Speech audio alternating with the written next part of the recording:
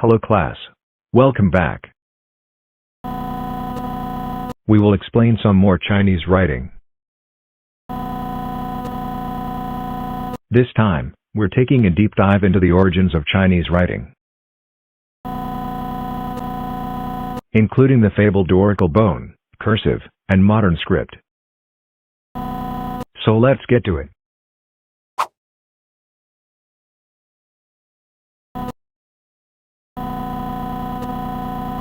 So you might want to know what in the world this character is. Why does it look like that? And what the heck is that posture? In fact, it's so ugly that I have to Photoshop it.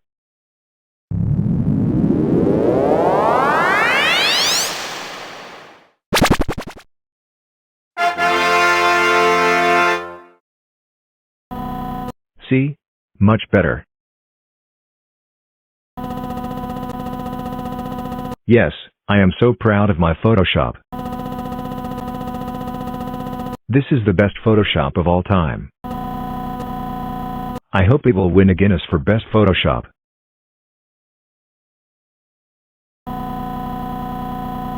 Anyways, this is oracle bone for the letter, meaning person. As you can see in the next slide.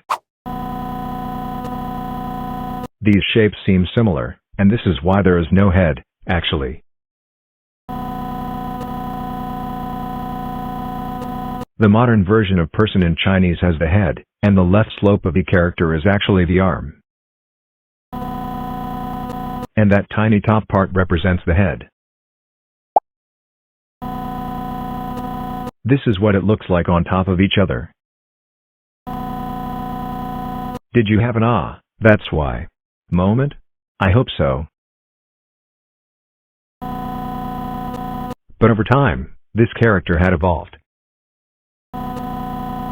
into a new, totally original concept. It's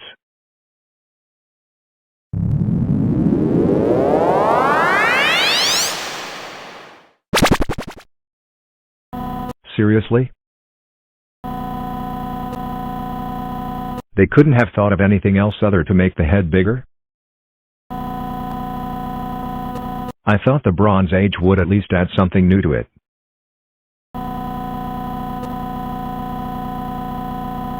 Like straightening it, or at least make it more realistic by giving it 2 legs and 2 arms to appear from the front. But no, ancient Chinese just had to still give it a poor posture.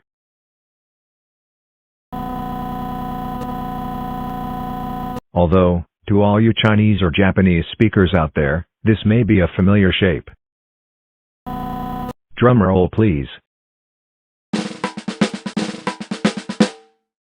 Radical 9. Or to you Japanese speakers, the katakana.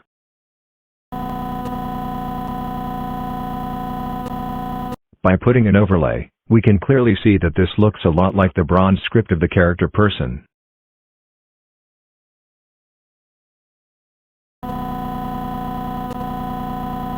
Chinese bronze inscriptions, also referred to as bronze script or bronzeware script,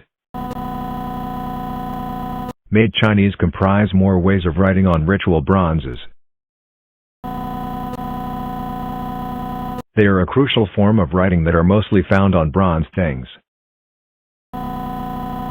such as bells, cauldrons and statues. They started popping up during the Shang dynasty, circa 1250 to 1046 BC. So basically the Chinese made a fancier way of writing their primordial language at the time. And they made it because they wanted to slap a new, better language as a form of respect or decoration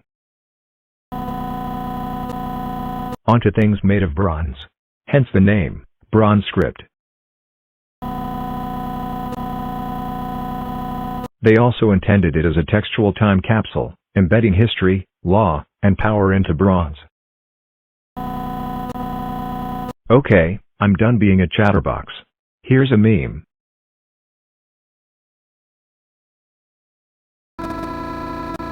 Isn't this a lesson? Why are there memes?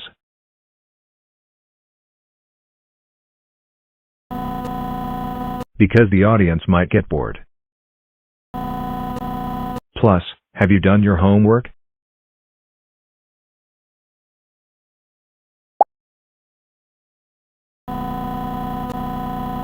Then, as China neared the 300 BCE mark, the country shattered.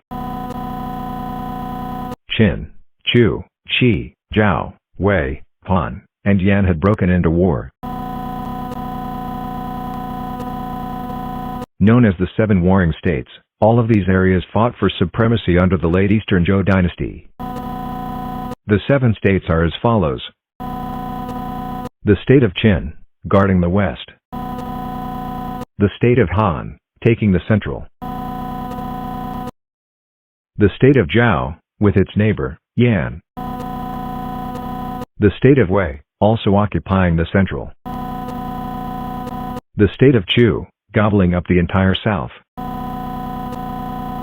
The state of Yan, claiming its role in the northeast. And lastly, but of course not leastly, Qi, using the east. During this time, the most gruesome of battles would occur, which also absolutely destroyed Chinese writing and took us into the dark age of CW for most of the war.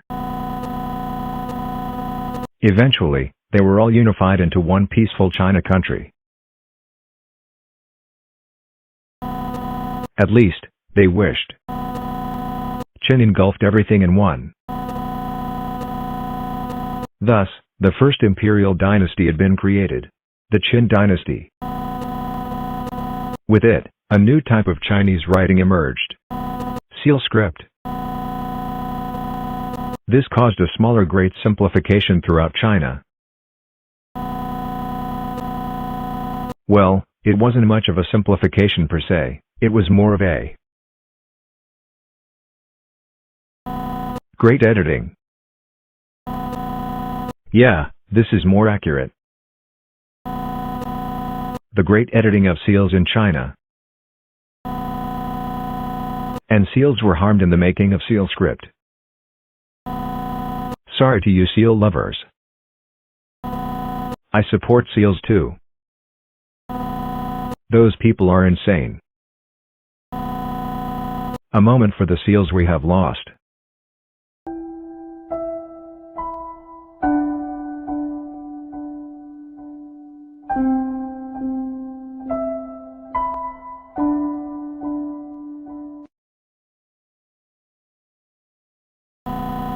So this is seal script.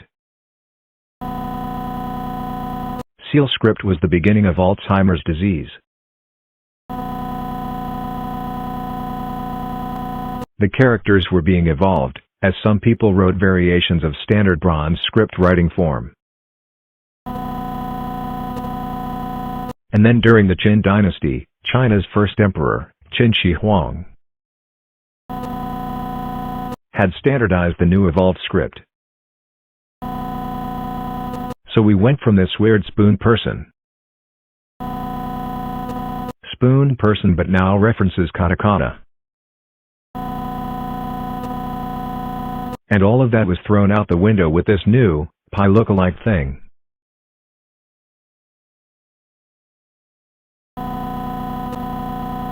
But believe it or not, our journey is still not done yet. After only 15 years, the seal script died. The reason why is simple. It was absolutely horrible with money. Clerks started making shortcuts, which slowly turned informal to formal. Eventually the government said, "Fine. This is the script now."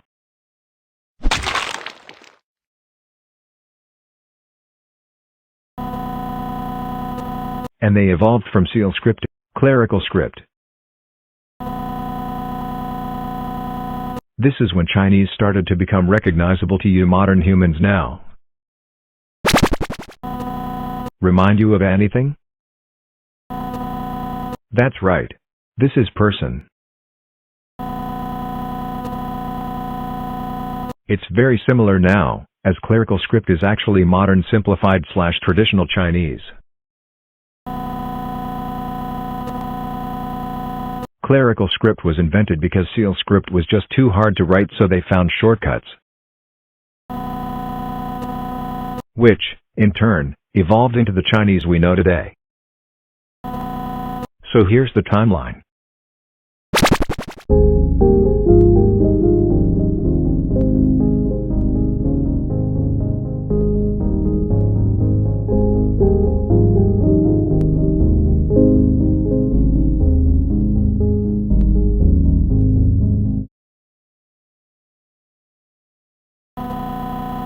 If you're still watching, thank you.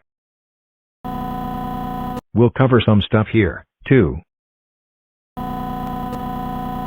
Okay, well, in case you couldn't tell, this means corpse.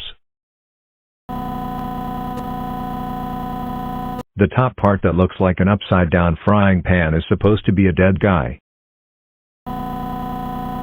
And the bottom is just death. How original. However, this is seal script for corpse. As you can see, this explains a lot. It's a person at a grave about to bury the corpse up for display as they would lower the coffin. Unlike whatever this is supposed to be. In fact, all characters are like this. They were originally like hieroglyphs. Then evolution came and the language started to change. Changing the most symbolic of letters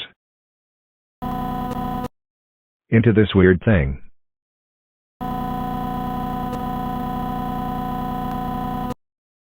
Also, one more fact before I go: if you're watching this in the future, please carry on the legacy of Chinese.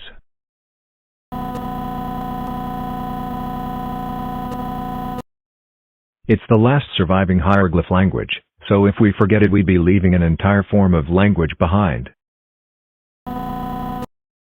So #preserve Chinese.